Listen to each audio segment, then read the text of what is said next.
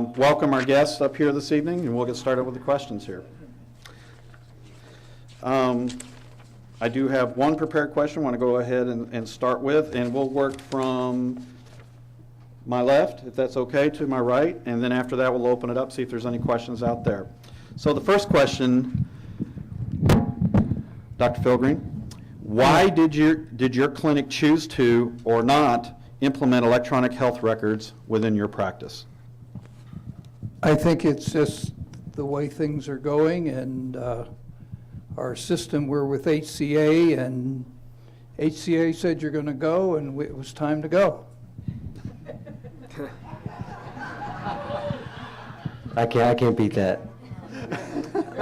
We were in the process of applying for the patient-centered medical home, so our decision to not implement the EMR varied a little bit on that because it was such a long process to create that system and that application to do that. And so we did start the evaluation process, and as I mentioned in that bio, we got down to 2 vendors, and we found they weren't right for us. Our goal was to make a good decision for our business. We're independent. We got to maintain our bottom line. We cannot just take the jump because we want an incentive. And so we needed to be comfortable with it, and so essentially we were attempting our due diligence, and so we backed off the process, and we're back in and evaluating a lot of different vendors right now. So we are fully on board with going electronic. We think it's going to help our system, both in our clinic and in our region, but we want to do it right. So that's where we're at right now. Well, as it says in my bio, we were in the process of revamping our practice management system because of the merger that had occurred with our group. And we figured if we were going to get a new practice management system that we should go ahead and look at an electronic health record. And a few of us had been to the American College of Physicians meeting and talked to some vendors out there, and that kind of started the catalyst to go ahead and move forward with the EHR.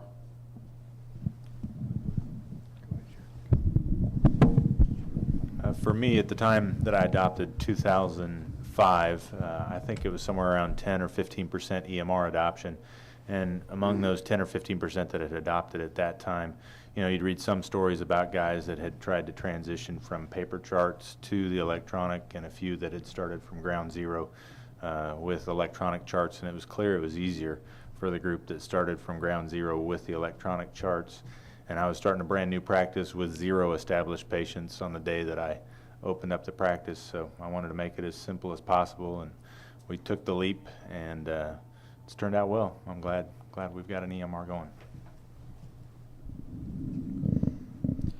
Our decision was based a lot on the incentives that CMS was giving out. At the time, we knew that this was the way that everybody was going in medicine. So we decided at that time, with the incentives, that maybe it would be feasible from an economic standpoint to go ahead and do that. You know, we went ahead and went through vendors, albeit I think we probably could have done a better job of going through those.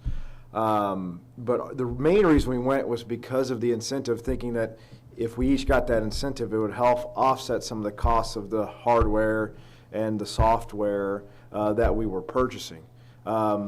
In hindsight, I don't think that's probably the best idea to do it or go through with it, because that money is probably not, it'll offset it, but you know, the trials and tribulations you go through, I don't know that it's necessarily worth it.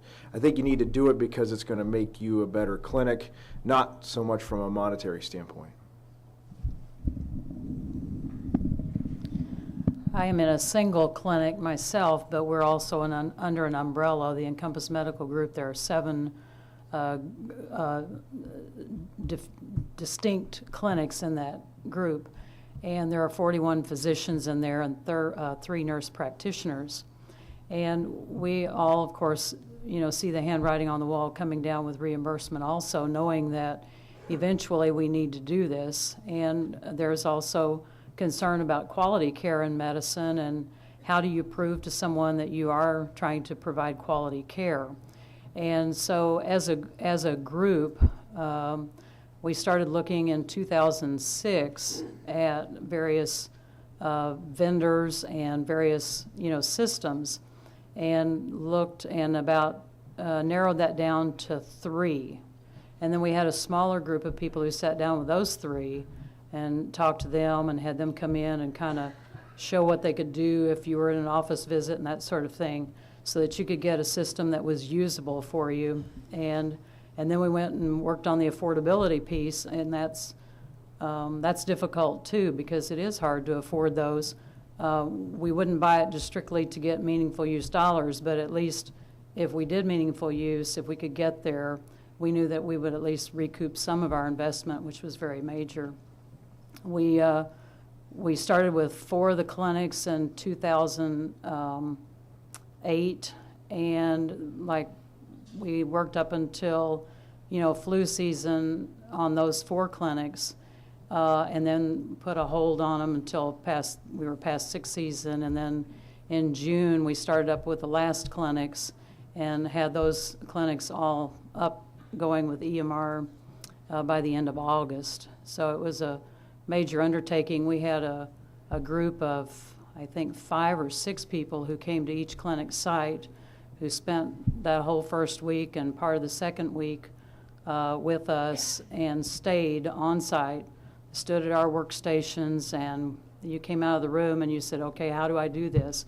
And we insisted that everybody do this. It wasn't like, today we're going to try this, and if it doesn't work, tomorrow we'll go back to our old way. That wasn't the way it was perceived. So we all made that decision. It was a major investment dollar-wise, a major investment time-wise.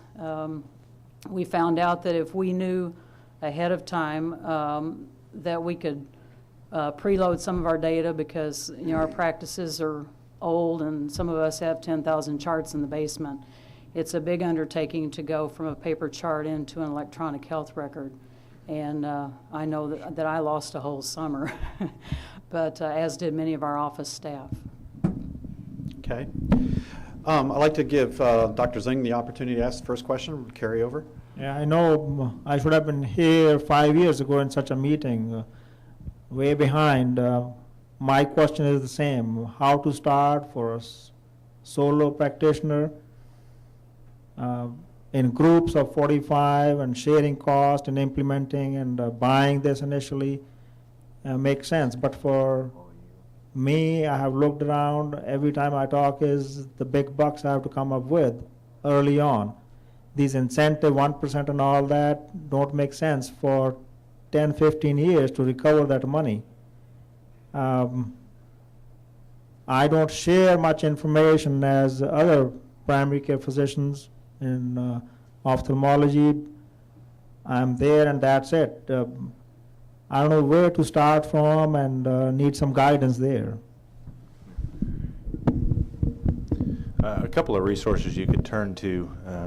There's KLAS, K-L-A-S, that does an annual vendor review on EMRs. KLAS ratings, K-L-A-S, and they do vendor reviews every year that are basically surveys from physician offices that have said, here's what I think about my EMR.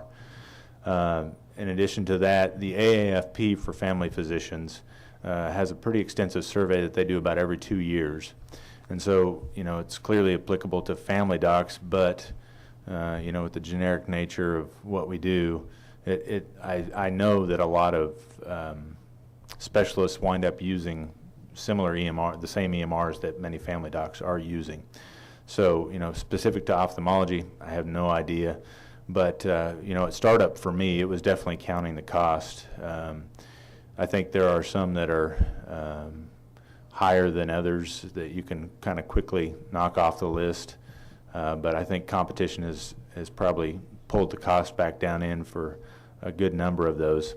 And I'm trying to remember, it's been since 2006, but I was calculating, the cost I'm going to have for more computers, and more software and my software licensing with the EMR versus hopefully more efficiencies with my own work and efficiencies with office staff and you know, the benefits of not having to chase a chart down and the benefits of being able to say, I need that A1C from 3 months ago and being able to get to it in 5 seconds or less. You know, counting the cost on all those. I put it in the startup costs, and I want to say I wound up spending about $20,000 to get the EMR going that very first year, not including the hardware that I had to do, but just for the EMR itself, including the training that I had to go through to get it going. I hope that helps. Yeah. Anybody else? Okay. One of the things that I mentioned to Dr. Singh during the break is that there are web-based EMRs as well. And for a solo individual who is not interested in investing in licenses for the software and buying a bunch of new hardware and that sort of thing, that looking into some web-based EMRs might be good. The other advantage to that would be you may not need to be tied at the hip to your IT guy, which in our major sized group,